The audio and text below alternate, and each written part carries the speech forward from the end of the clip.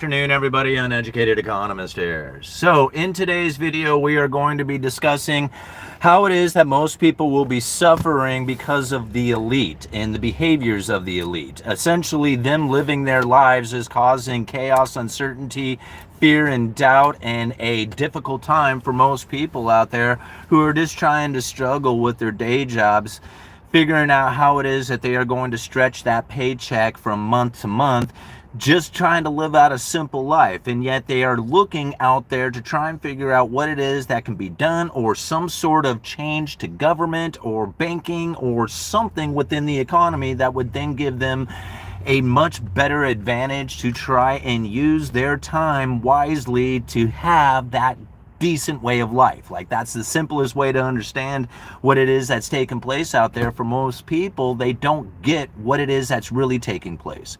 Like, they understand that it's difficult for them. They understand that their day job doesn't seem to be enough, and that a lot of people are complaining about this, and they're watching it get ever increasingly difficult as time goes on, with no real understanding of what it is that's actually happening. Like, it's easy to understand it if you want to point the finger at some blame and say, hey, it's this political environment, it's these, particular political decisions or mindsets or whatever. You got like all these type of scenarios that people are accusing of what it is that's taking place within the situation, but it's not really understanding it from the underlying economic forces that are causing the separation to happen. Like, you can blame the elite from their actions. Like, they are behaving in a way that causes them to separate themselves from the poor, or pushes the poor even further down the line.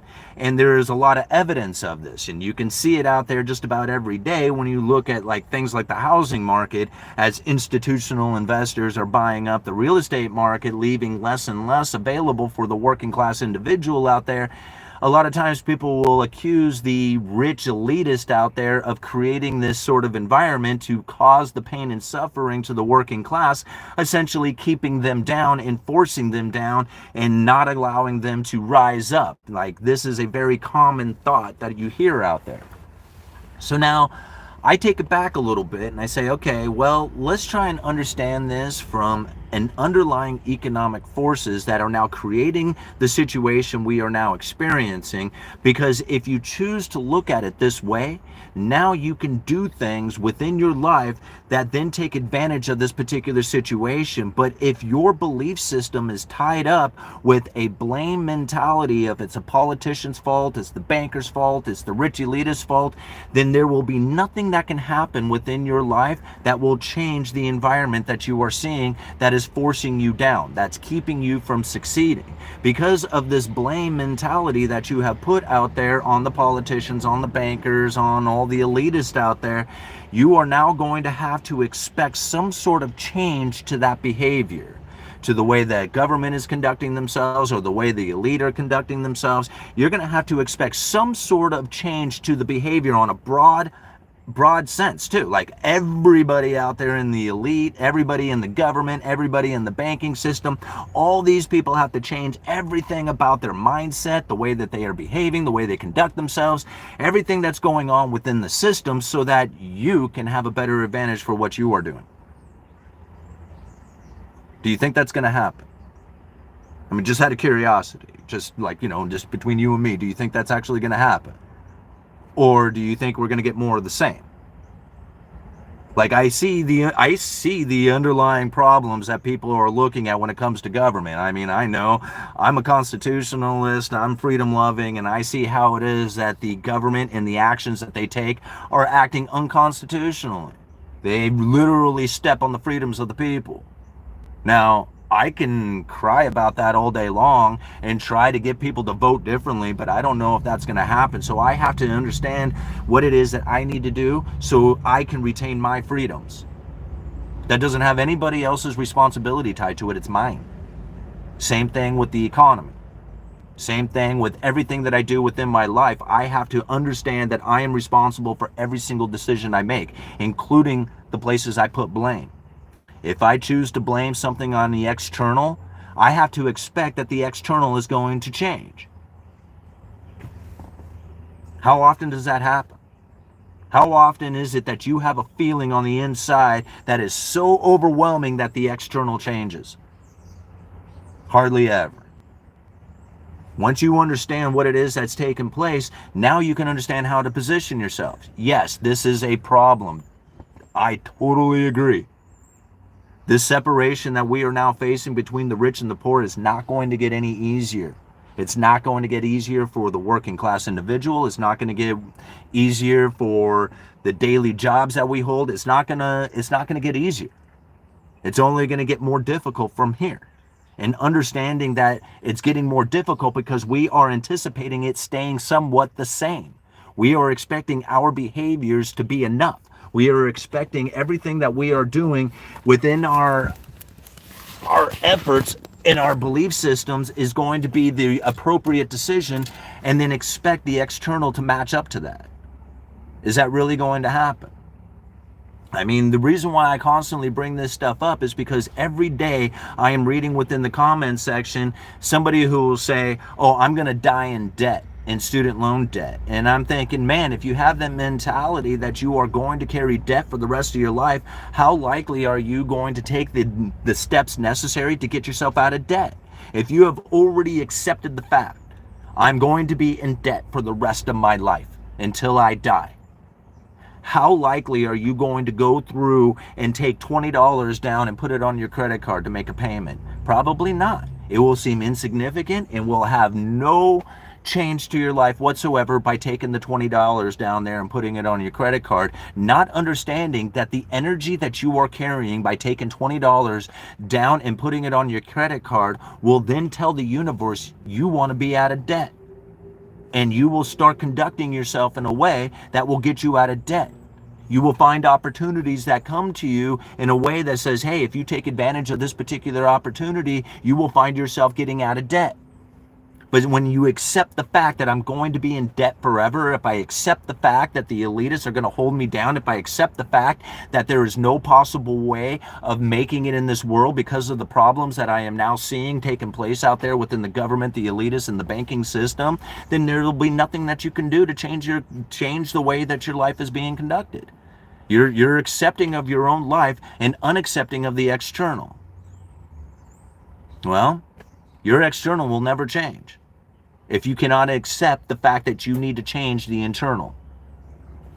This is the major problem that everybody faces out there when it comes to the economy. You know how many people out there who are actually doing very well come out and say, oh man, it is such a horrible event out here taking place right now.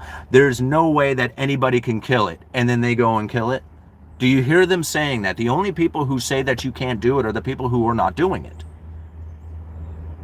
So I don't know who you want to take advice from, or take an understanding of the current situation, or take an energy level from these people, are the ones who are saying, man, you can't do it today. So you're going to go and listen to them, or are you going to listen to people who say, no, man, you can do it today. You can make this happen. There's opportunities out there. It's not like you used to know. It's not like anything like had existed in the past, but there's an opportunity that happens today. And they're out there. You know, I think about it all the time on what it is that people can do. And I think, man, there is so many opportunities for people to make money out there. I don't know what the skill sets of everybody out, you know, what the skill sets that people have. I mean, you know, are you a carpenter, or are you somebody who understands like accounting? I don't know. Like, there's all kinds of things that you can do out there to try and make money, extra money beyond the money that you're already making. And I think about it myself. If I was to rely on my day job, do you know how miserable of an existence it would be? Like, that's what I don't get. Like, people are like, oh, dude, you just, you know, you're just wanting to be one of them or something. I don't know. Yeah, maybe, I guess. It's hard. It ain't easy getting there. Like, I guess, like, I would love for my day job to be enough so I don't have to put any more effort into what it is that I'm doing. I would love that to be the case. I don't, does that sound right? Does it sound right that I was like, hey man, I put in all this time, effort, energy into doing YouTube and the side hustles and to try and figure out how to make money and all this other stuff out there, and I would love not to do it so that I can have a 9-to-5 job, and then what would I do with that other time? Right? Like if I'm not doing the YouTube, if I'm not doing the side hustles, if I'm not doing all the other stuff, and I'm just doing a 9 to 5 job because it's enough, what would I be doing with that other time? Would I be productive? Would I be useful? Would I be helpful? Or would I just be a lazy ass getting drunk doing whatever I want to do because it's enough? All right. See, this is where I think a lot of people end up suffering the consequences of being on the bottom side of the wedge, is because they literally want to work 9 to 5 and then go screw off the rest of the time. And don't get me wrong, I mean, I would love to go screw off for the rest of the time. That isn't really feasible, right? I mean, to say it out loud, does that seem right? Of course not. Let's go check out the super chat before I run off. All right, ordinary Bitcoin, $4.99. Hey, Yui, check out Chris Waller's Fed speech on stable coins. Think you might enjoy it. Yeah, I will. I'll check it out. The whole stable coin thing, like that to me was not a surprise. It's something that the Federal Reserve have been talking about. It's something that was set into motion like probably 7-8 years ago, with the idea that the Federal Reserve, or that the central banking system in general, regardless if it's the Federal Reserve or another foreign nation out there, but all the central banks around the world suffering somewhat of the same crisis at the same time. Like a lot of people don't really understand what was taking place just 10 years ago with the central banks around the world. The great financial crisis was exposing the real problem that the Fed was facing, or that central bankers were facing around the world. And that is a low neutral interest rate. But the low interest rate environment in itself, like the Fed funds rate getting close to zero and other central banks around the world getting very close to zero, this was a nightmare for the central banking system. No more downward adjustment in the interest rates could be achieved to stimulate the economy.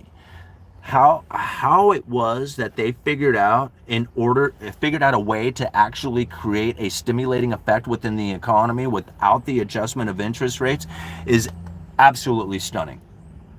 It's absolutely stunning, considering that they knew that they were going into this situation back in early 2002. In the early 2000s, it was 2002, Ben Bernanke put out a speech, Deflation and How to Prevent It from Ever Occurring. Understanding that the Fed knew that they were coming into a situation in which that the Fed funds rate was going to hit zero. Once it hit zero, they were done, right? They were out of the game. They knew that situation was going to come and that they would be able to deal with it. And they dealt with it in a way that was most confusing to most people out there when they actually went to deploy that monetary policy, because they started using their words. They started using their words to guide the markets. It's called forward guidance, signaling, jawboning, or what I like to call credible threats. And that credible threat that they were putting out there about how much money that they were going to be printing and keeping ultra low interest rates for an extended period of time created an inflationary scenario within the people's minds. Inflation expectations were starting to rise, but it didn't create the inflation scenario that the Fed was looking for. They ran consistently under the 2% target. Now, I know a lot of people are going to disagree with that and say, oh man, the Fed was lying about the numbers. Inflation is running so much higher than that. It's delusional thinking to think that there was no inflation during those times. That's a great story. That's wonderful, okay? Quantitative easing 1, 2, 3, and 4 took the Fed's balance sheet of $850 billion to over $4.5 trillion and failed to produce the inflationary scenario the Fed was looking for. We might look at it differently. Our paychecks didn't go as far. We realized that the standard of living was getting compromised. We saw it in that fashion. However, what it was that the Federal Reserve was looking at was not the inflationary scenario that they were hoping for. Yes, asset prices went up, stocks went up, bonds went up, all these things went up that you borrow money to buy. But if you're not borrowing money to buy that stuff, it didn't find the inflationary scenario. It's new money chasing those items. When new money comes into the system and starts chasing those items, it increases the consumption, supply-demand imbalances, and then you find price increases. But if it doesn't chase the goods and services because it's stuck in the banking system and never really gets lent into the system unless it happens to go to a particular place like a house, a car, stocks, something of that nature, then you'll never see the inflationary scenario from it. So $850 billion balance sheet to over $4.5 trillion failed to produce an inflationary scenario. That concept is so far gone for people to try and wrap their heads around. They just don't get it. They will stop me right there and go, dude, how obvious is it when money printer go burr, prices go up?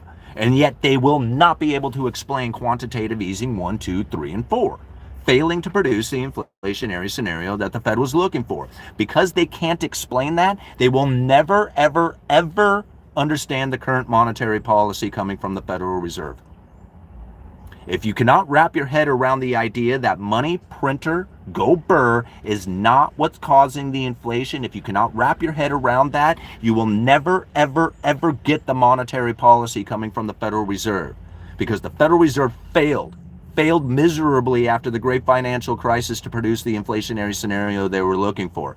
To understand that they were failing at the time is absolutely critical, because most people don't know it. They don't know that the Fed was failing miserably bad. They didn't come out and say it. If they came out and say it, people would have lost their minds. They would have given up on the whole idea. But they were looking at money printer go burr and oh man, this is going to be more money printing than in the history of time, more than all the rest of the history. Blah blah blah blah blah. Right?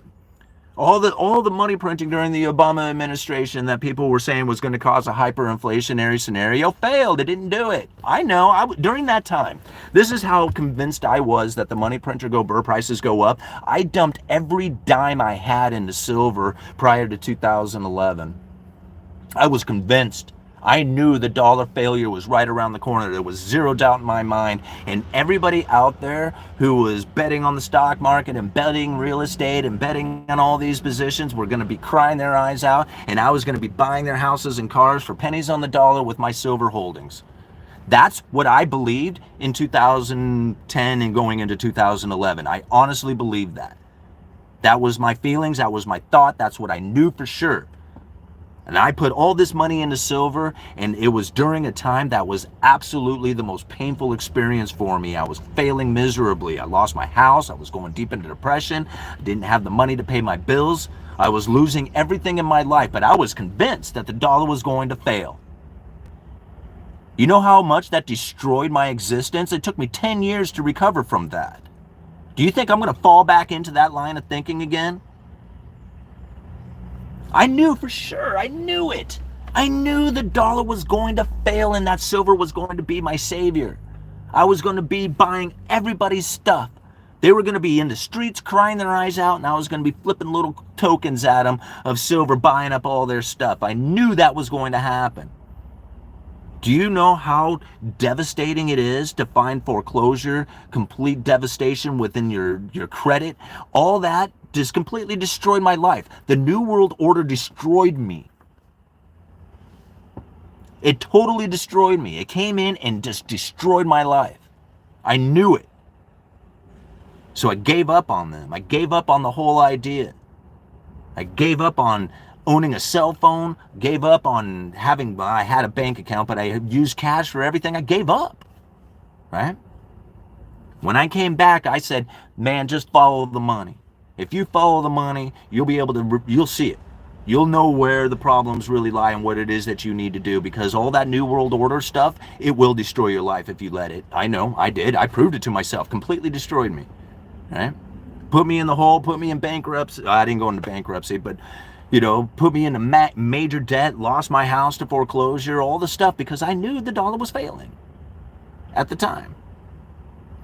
Once I recognized what it was that was truly taking place within the Fed's monetary policy, and that they had low interest rate environment was actually a deflationary scenario, and that they could not find inflation at a low interest rate, and that it was destroying their ability to stimulate the economy because they had no more downward adjustment in interest rates. When I started picking up on this, I started realizing, man, they are using an inflationary scenario from the money printer to create an inflationary expectations within the people to achieve what it is that they were truly looking for within their monetary policy. Once I understood it from this fashion, man, did it not clear up everything for me, and I started being able to position myself appropriately, and man, did it not work. Here I'm buying into a house. Here I'm buying into the stock market. Here I'm buying into crypto assets. Here I'm now finding myself with the ability to pay my bills on time during a time in which that everybody says you can't do this. And I'm thinking, yeah, you know why? It's because they feel that they can't. They know they can't. They got proof of it, right? How many times over and over again are you going to see within the comments section, man, they do this on purpose. They are holding you down. If it wasn't for them, they, whatever, right? All this stuff that you see out there. And every single one of those comments is absolutely right. It will destroy them. It will destroy them, for sure. Guaranteed. Zero doubt in my mind. Because I know. I went down that path. Right? I did exactly that. All right, moving on. Did anyone here see George Gammon's latest YouTube video on what makes with YouTube revenue? Wow, very detailed video. Just saw it today. Well, I'm gonna have to go take a look at that. I can tell you right now, a lot of people have asked me to take these live streams and cut them into shorter videos, and when I do, YouTube hates it. They hate duplicated information. They do not want to spread it at all. All right, selling my beach vacation condo property on the board. It's like being in the government, overrated. All right, the old Simon died and the UE was born. Yeah, essentially, that's what happened. You know, the Uneducated Economist really came from being failure. It was from failure, straight up, like trying to figure out what the hell happened. Why it is that my job wasn't where it went. Like, how come I all of a sudden didn't have work to go to? And why it is that, you know, everybody around me seems to be going into foreclosure, and why it is that this whole thing has taken place. Like, I was just like so confused about everything. And I just remember looking at the news and like trying to understand, like I'm sitting there watching the news and I understood, like, I mean, I was at the time, this is what's really crazy. At the time, I was very involved in politics. Like, there wasn't a single congressman that I didn't know their names, or the Senate. Like, I knew everybody. I knew all these bills that were going through. Like, I was into it. So into it. And I thought, man, being this informed, you think I'd be making the right decisions. How come I'm failing so miserably? And then I realized, man, that is the quickest way to misunderstand what's taking place within the economy, is to follow politics. I mean, just look at all the shit that's happening with Powell and Trump. I mean, this is probably the biggest load of garbage that I have ever had the misfortune of seeing scroll through the news headlines. Is this constant, like, oh God, it is so disgustingly clear that they are trying to distract you from something, right? I mean, to think about like firing Jerome Powell, how many times have you heard this? You know that's an impossibility, right? You know that the Trump administration, Donald Trump, anything that goes on within there has absolutely zero authority. It's like a completely hypothetical, superficial, makes nothing, delusional, artistic fantasy that Donald Trump can fire Jerome Powell. It is absolute BS. But yet you see constant discussions about it. I'm thinking, why are you the distraction? What's going on here? And then I realize, this probably has to do with the consensus statement. And again, like, everybody knows about Jerome Powell being fired, but not a single person could tell you about the consensus statement. They don't even know what the consensus statement is. They don't know that there's probably economists out there on TV being interviewed about whether or not Jerome Powell should be fired that have no idea what the hell the consensus statement is. In fact, most people don't, unless you watch The Uneducated Economist, because I am constantly sharing it with you over and over again. People tell me, dude, you're so repetitive. And I'm thinking, well, there's only one right way. And if I can't see it any other way but this way, and it's been, not, in my opinion, probably the most accurate description of what has taken place within the economy, especially by the view of the monetary policy, very few people see it this way. All right? How many people out there, when lumber was running up to $1,700 per thousand, was screaming, this is not the money printer doing this, don't blame it on the Fed? And all these people said, man, you know nothing about the Fed. And here it is, lumber back down to its normal price that we had experienced prior to COVID. Nobody can explain it, but I was explaining it at the time. When it was happening, I called it out and said, this is going to go back down to normal, and people are not going to be able to explain it. It's a supply-demand imbalance that is happening here. Lumber is a domestically supplied product. We can fill that supply chain in no time at all, and when you do, you're going to see the prices come down, and bang, if it did not happen. All right? How was I able to do that if I did not understand the monetary policy to the level that I do? I couldn't. I wouldn't. It would not have been possible. So the fact that I was even able to do that shows that at least I have some sort of understanding of monetary policy to the point that I could accurately call out lumber, like unlike anybody else did. You know?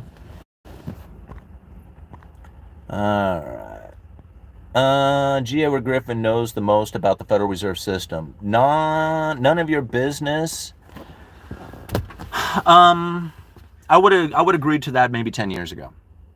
All right. I've met G. Edward Griffin. I know him, shook hands with him, sat next to him at the Silver Symposium, spoke on the same stage to the same audience as G. Edward Griffin. I got pictures with him, right? I mean, I don't know him, but I know him, right? I've had conversation. I mean, I hung out with him for a couple of days. Super intelligent dude. Like off the charts. Like the stuff that he knows, incredible. All right. When I explained to him what happened within lumber, he was like, wow. And he shook my hand. He said, thank you. He says, that is a very clear understanding of the lumber industry, and I appreciate you, sharing that with me. Yeah. Like, I explained it to him. I explained exactly how it is that lumber prices ran up to their all-time highs and the reason why it came back down to the normal price. And he was blown away by how well I was able to articulate that to him. Right through the Fed's monetary policy, through the supply chain breakdowns, through all that stuff. He shook my hand and thanked me. That was pretty cool. You know that? That was pretty cool. And so his understanding of the Federal Reserve, I think, was probably, at least 10 years ago, was second to none. But there has been a profound change to the monetary policy that nobody seems to know. Nobody seems to understand. And I don't get why. I mean, it's clearly stated. I mean, I've shown you many times through the links, through the speeches, through the documents, over and over and over again, how it is that they are truly conducting this monetary policy, looking for inflation that is moderately above 2% for some time to make up for the fact that they failed to achieve the 2% target over the previous 10 years with no mathematical formula for figuring this out. I've shared this over and over again with you. Nobody else does. Nobody else does it that way. I would love it they did, because I think that they could take the uneducated economist research and information and the theory that I have and run with it way better than I did. I mean, I'm just the uneducated economist. I'm a working class dude doing a day job at a hardware store, breaking down stuff that I'm reading off the internet that is accessible to the same people out there everywhere. Why it is that they choose not to look at the monetary policy in this fashion is beyond me. Not G. Edward Griffin, not George Gammon, not Jason Hartman, not anybody. Like, none of those people out there look at it the way that I do. I am literally the only one. I mean, I can't find anybody else out there. And then even when I find other economists out there who are describing some of the situations that we are facing now, and they do a great detailed job of describing it, and I'm thinking, I wonder if they realize that they are actually talking about Gresham's Law or Triffin's Dilemma or the Cantillon effect or something. I mean, sometimes I wonder, as they're describing it, because they're doing such a good job of describing what it is that's taking place within the economy, that they are actually describing an underlying economic force. They may not be aware of it. That's what happened to me. I was describing something that I was seeing within my job, within the supply chain, and it was the audience, the viewers that popped up and says, dude, you know what you're describing is the bullwhip effect. And I'm like, oh, wait a minute. I remember this bullwhip effect. I've read about that. I went and did the research on it again to get a better understanding of the bullwhip effect. I'm like, that's exactly what is happening within the lumber industry. Right? Understanding the bullwhip effect made a profound difference on my understanding of the supply chain, especially when it came to lumber, so that I could accurately call out lumber as easily as I did. Okay? And so, yeah, I believe that a lot of times there are economists out there who are literally describing an underlying economic force, not recognizing it, not knowing that it's already been researched, described, understood, and basically, have evidence of it, but now they don't recognize that. They understand that there's something happening there, and so they don't understand that there's an underlying economic force. They will turn to blame.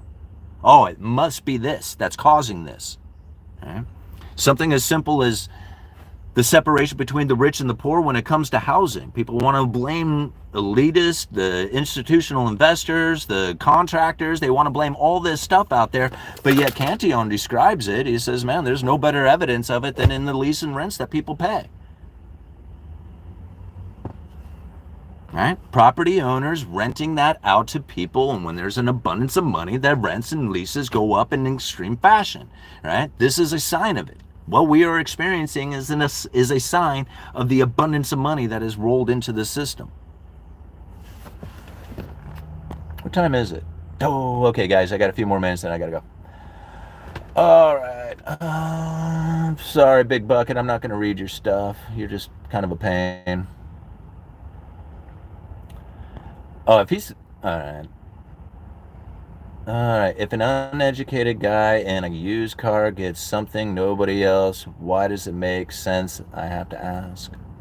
Well, you know what? Maybe you should go and follow the ideas of the Trump administration, since he's a smart money man and he knows everything about it.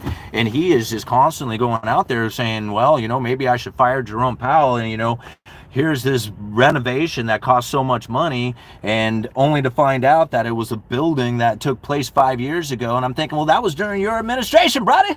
That was you, man. Like, you were there to watch that building come together and get built during your administration, and now you want to blame Powell for that, like saying, hey man, you went way over budget and here's proof of it, and there's this building that 5 years ago got completed that we're going to put into this scenario to blame you for going over budget. Like, is this the person you want to follow? You want to follow Trump? Go for it, man. I mean, I'm sure if you listen to him long enough, you will probably position yourself like perfectly. Like, I bet you if you listen to Donald Trump, you will be so awesome that there will be people who will sit in awe of your awesomeness because you listened to Donald Trump and everything that he had to say. I mean, I don't know. I at least share the links so that you can go and do your own research, form your own opinion, use my opinion to either confirm or, disprove, or whatever it is that you have with your own opinions. I share the information. I come out here to share the information. My opinion is just that. I come out here to be somewhat entertaining, to share something that I have found or I discovered, or something that I am doing in my life, and then I share the link with you. Maybe not in this video, but every single video that I have ever done. So I don't know how many other people are doing that, but as far as a guy who's sitting in a used car talking about macroeconomics, who has been to 3 different styles of economic conferences, been on stage with some of the most popular YouTube economists out there, I'm not trying to defend myself, but I think I probably have some understanding of what it is that I'm talking about if I've been invited to all these different conferences. Built up a YouTube channel of 157,000 subscribers. Like, don't follow me, man. Don't follow me. I don't even know why you're here if you don't trust it. If you don't trust the information, just go someplace else, man. Go trust Donald Trump. Go trust the banking system. Go trust the elitists. Go trust those at CNBC Economist. Go trust those guys. Those people are super smart. They tell you all about the neutral interest rate, the low interest rate environment, the fact that the Federal Reserve was failing to achieve their 2% target, that they have an inflation target that is moderately above 2% with no mathematical formula to figure it out. Go look at all the rest of the economists who tell you all about that stuff. I don't know why you would come here for that information when it's so abundant to go get that everywhere else. All right. Do I got to go yet? Man, I'm getting close. I got to go here in just a minute. All right. Republicans math has no equal sign. Okay. Thanks, Brody. I'm super busy packing and weighing fish. Right on. Yeah. All-Nighter's going to be in town tomorrow. I'm looking forward to him coming in, hanging out for the weekend. Simon, ignore the haters and thousands of others. Appreciate and free, unfiltered education. Well, thank you, Nick. I really appreciate everybody who actually enjoys and uses the information for themselves to better themselves. Like, I don't know who else is going to share with you the flexible average inflation targeting. Like, that's a real thing. Flexible average inflation targeting with no mathematical formula for figuring it out. Why would they do that? Oh, I know. It's so that you will be confused and suffer in pain and misery. That's why they do it to you. Okay, you can go away now. But maybe we should understand it for a little bit better reason than they're just trying to create pain and suffering for you. Maybe we should understand it that they are really running out of their abilities to adjust monetary policy through the interest rates, and that they needed a different style of tool. And if we do enough research through it, we can actually see how they develop this style of tool through communications. Like, I don't know. I don't get why other people don't look at it. They much rather just stick to their institutional academic understanding of how it is that the Federal Reserve operates, and you could probably get a good understanding of that by reading The Creature from Jekyll Island. But very few people are going to explain to you that they have used their monetary policy in a way that is so, I don't know, psychologically, like psychological gaslighting is the absolute, like, mechanism of deploying their monetary policy. It doesn't have to do with the interest rate adjustments. The communication about the interest rate adjustments is the power. Nobody sees it. Literally nobody. Right? Because how many people do you see out there say, oh man, they need to cut interest rates and cut them right away, but never talk about the neutral interest rate? And I'm thinking, you do realize the Federal Reserve is looking at something called the neutral interest rate, the rate that they are neither accommodating nor restricting the economy. Does anybody talk about where that neutral interest rate may be? I mean, Jerome Powell kind of mentioned it just a little bit, saying that they want to cut a couple and land at neutral. Like, is that the extent of how much they talk about the neutral rate? And Powell just kind of mentioning it. We want to be at neutral, and no more mention of it. All right, like that's what they're doing, you know. All right. Politicians and bankers and big corporations work together to make money. How exactly does one make money from the fact that the Fed runs psychological operations? Make it make sense. Big Bucket, I'm not answering your question because you're an idiot. No, I'm just kidding. Big Bucket, I'm sorry, man. I would love to answer your question, but because you give so many people a hard time here on this channel and you're just more of a troll than anything else, I'm just going to leave you frustrated with that, because I come out here constantly, every single day, sharing this information so that you can make the best and most appropriate decisions for yourself. Now, if you don't want to look at it in that fashion, you don't want this information to give you a better understanding of the economy, if you do not want it, or you don't believe it, or you don't trust me, then you'll never be able to use it for anything. So don't come to me asking me how it is that you can use this information if already you don't trust it, don't believe it, and don't feel that it's going to help you. So there's nothing I can do for you. There's nothing I can say. There's nothing that I can show you. There's nothing out there for you. All right.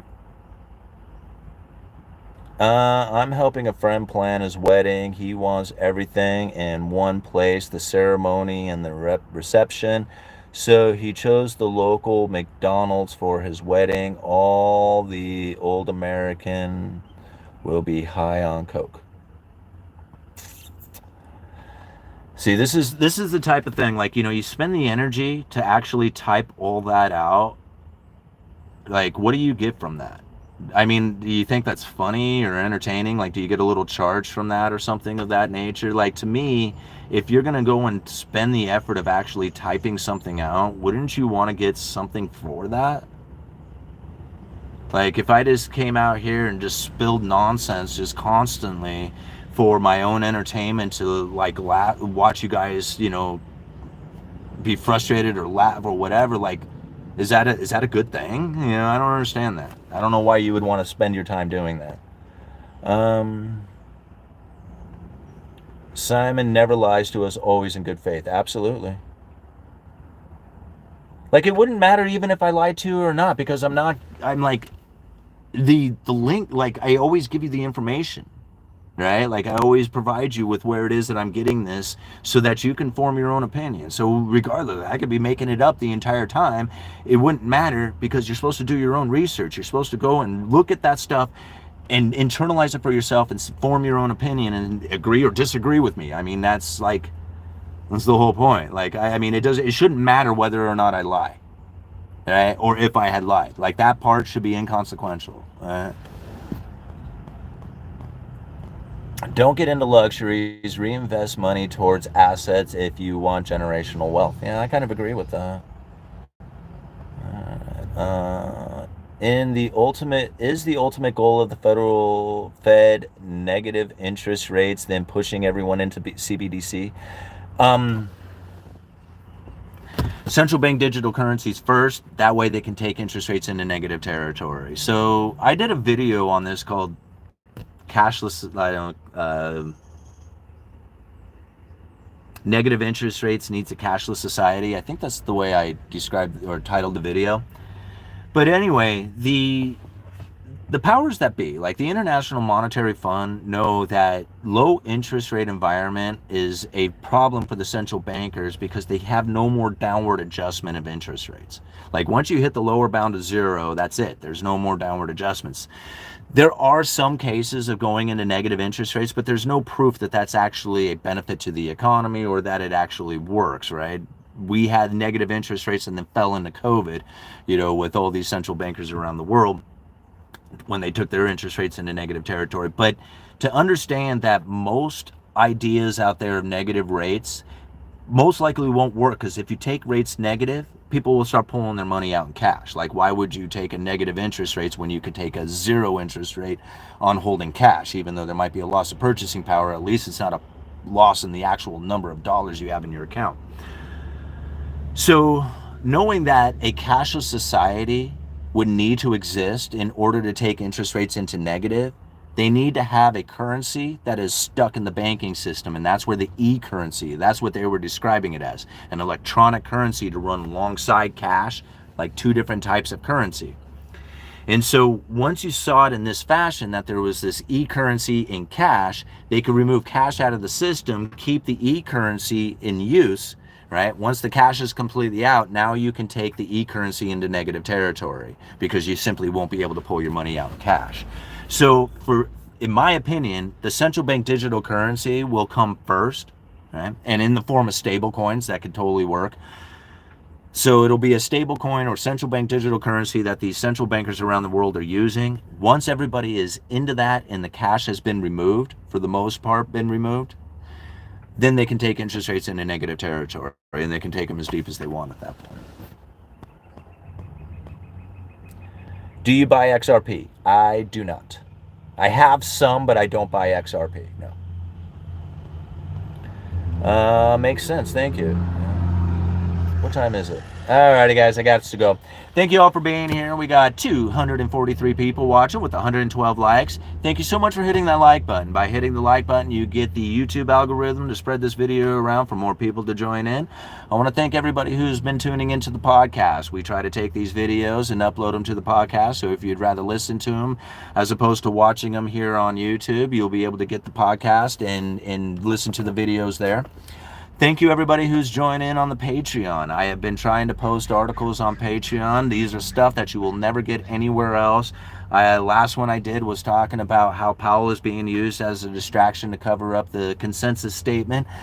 Again, these are articles unlike anywhere else that you're going to find, and I've been trying to post those a lot more at Patreon. So thank you for the support at Patreon. Thank you for the support with the PayPal donations. You guys are just so amazing with that, especially here on the YouTube chats with the $4.99 that we got today with Super Chats. You guys are always so generous with everything you have ever done to support the Uneducated Economist, and I can never thank you guys enough. Uneducated Economist, you guys let me know.